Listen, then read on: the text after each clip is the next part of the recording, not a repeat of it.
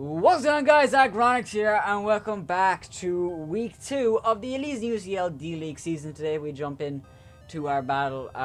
As you just saw right there, Chris suffered a 5-0 loss once again to Yodler and their assistant coach, Jay.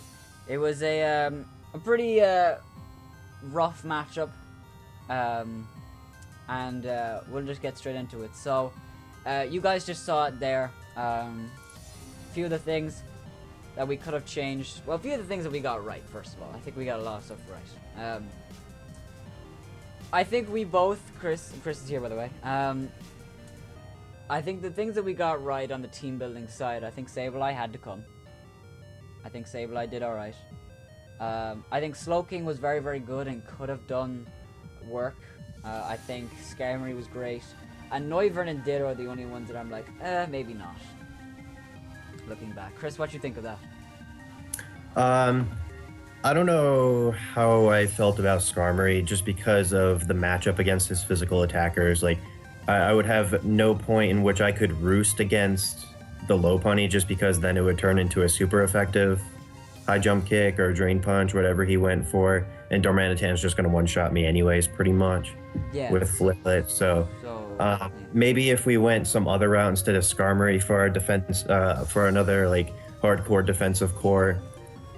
But I just said it before we started recording this video. Florges might have made that battle a lot easier because you notice Sableye and Skarmory both getting very, very weak, and Wish support might have really, really helped, especially Slowking, because Slowking, while it had recovery and regenerator, sometimes that's just not enough. Like, you just, you know? Yeah, the aromatherapy might have been a little helpful this match once we get into watching the video.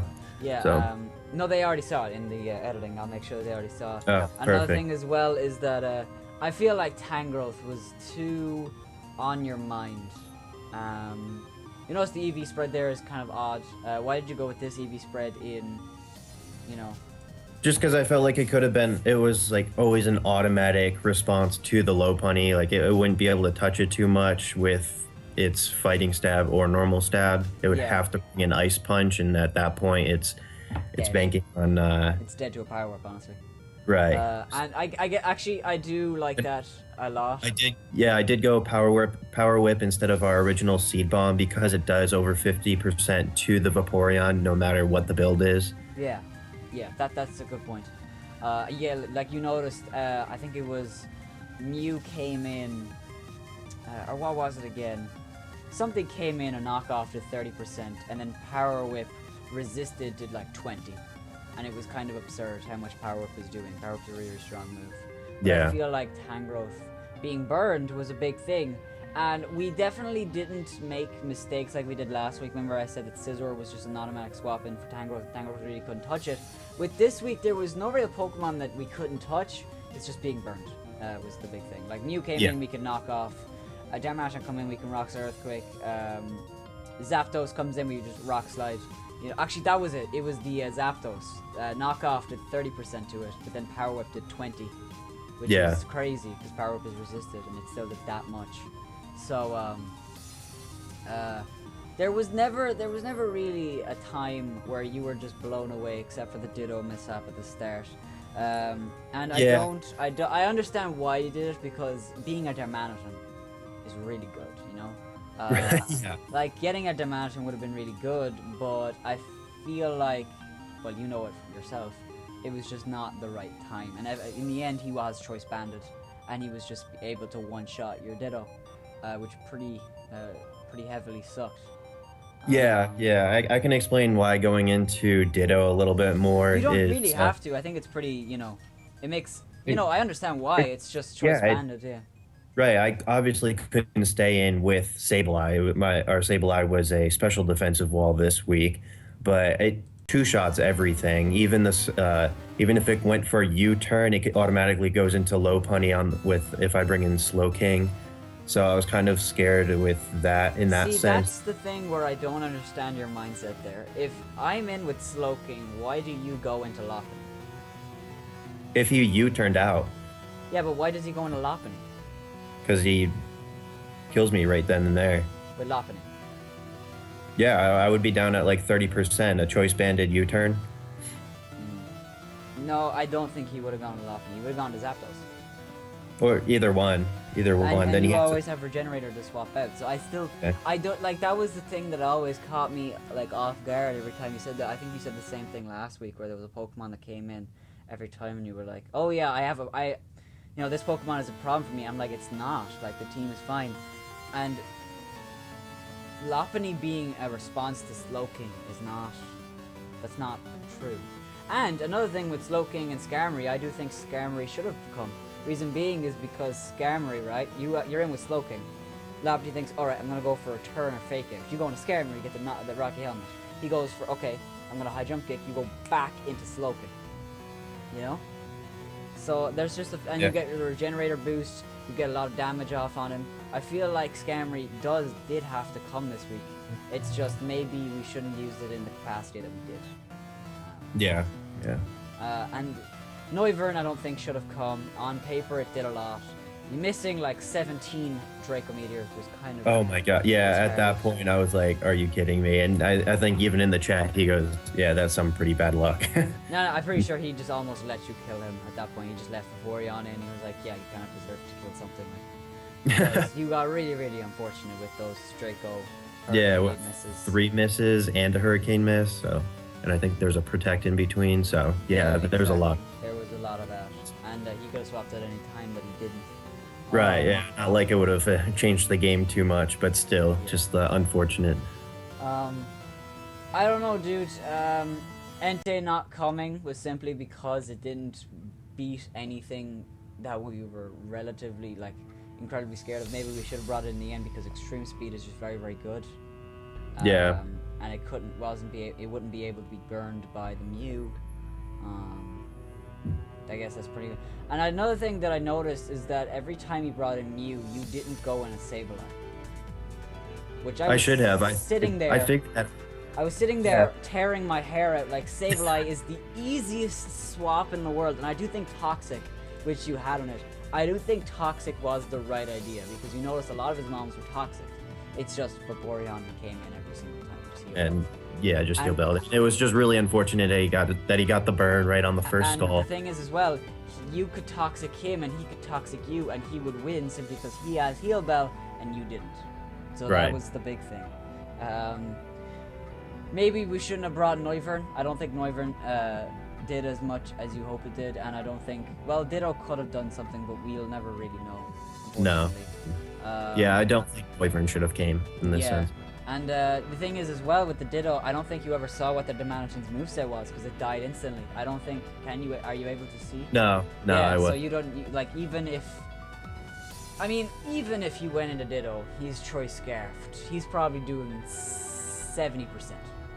Right, and then at that point, we're still a little speed tight. And at that point, alright... Yeah, actually, that's a good point, actually, yeah.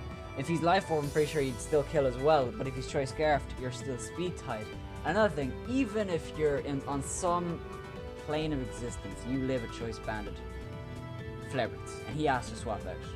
What do you go for? Do you go for Superpower, predicting this? Do you go for Earthquake, predicting that? Do you go for Flare Blitz just to get damage off, and then die? There was no realm where Ditto was the right option. But I don't think that's your fault. I think our team isn't just very, very readily prepared for Damanaton. I think Slowking was the best response we had to it. And Slowking was so important that going into it and letting it take all this damage early was a very, very scary thing to do. Yeah. So, it is unfortunate. But, well, let's try to move past it. It's not that big a deal. Like we said, this is all for fun. And I definitely think one of these weeks will be your week. It's just, like I said to Chris off Video Guys, I told him that we should stop just Teambuilder and let's actually start playing against each other and seeing what your game plan is compared to my game plan. So, as you can see here, guys, in the video, week 3, we play Tepig. Tepig has a great record right now. I believe he is 2-0. He might be 1-1. He's definitely won his first week 1 game. which is very, very impressive. His team is very, very strong. There's Mega Alakazam, Tornadus, Emboar, and Heliolisk. As you guys know, I love Heliolisk. SBO is very, very good.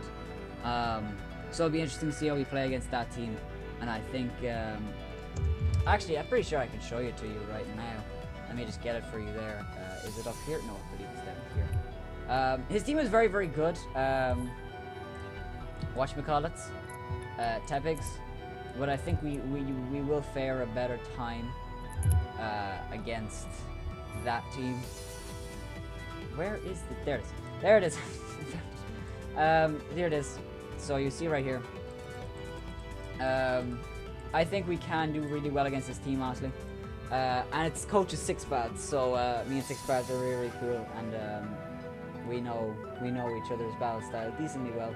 See, the thing is about Sixpads, he hasn't said that he's been giving a lot of prep and talk to the guy. I'm pretty sure Tepig has just been kind of doing his own thing. So his team that we're playing next week is Excadrill, Hydreigon, Scolipede, Tentacruel, Tornadus, Heliolisk, Emboar, Exploud, Wigglytuff, Gourgeist, and Mega Alakazam. I think we will have a better time against that team for sure, because simply I don't really see a fairy type that really scares Sableye. Wigglytuff is not. It does not beat Sableye. Other things to keep in mind, Slowking does very, very well other than the Heliolisk. I don't really see anything there that really threatens it other than the Hydreigon, but we could take a hit from Hydreigon and then just Ice Beam it and do crazy amount of damage. Tangrowth has a decent matchup, but I don't know. Skarmory has to come because Excadrill's there.